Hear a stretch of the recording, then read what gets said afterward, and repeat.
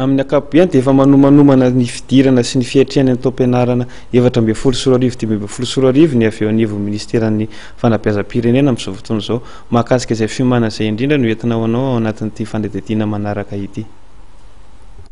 Maromaro ny zavatra izay hoatrehana ny tompony andraikitra eny anivon'ny ministeran'ny fanabeazam-pirenena ny amin'ny fiatrehana ny fidiran'ny mpianatra amin'ity taom-pianarana vaovao 7 sy 10 sy 20 ity.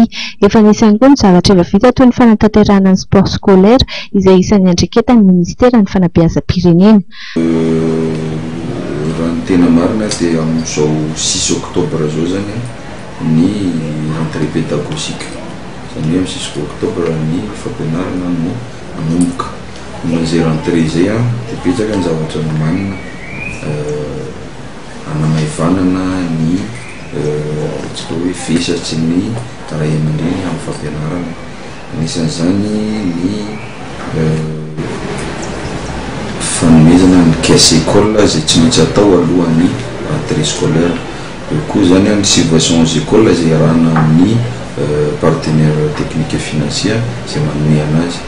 Zany hoe zany sady misy caisse école no misy ny subvention aux écoles. Dia eo koa zany ny fizarana ny kit scolaire. Io namany no ny anona kely dia possible any fin novembre ny nama tena hoe voazara tanteraka ny kit scolaire. Hatramin'izay moa dia efa misy hatrany ny fanampina izay atolotry ny fanjakana ho an'ny sekoly izay mitetina 5,000 ariary isaky ny mpianatra.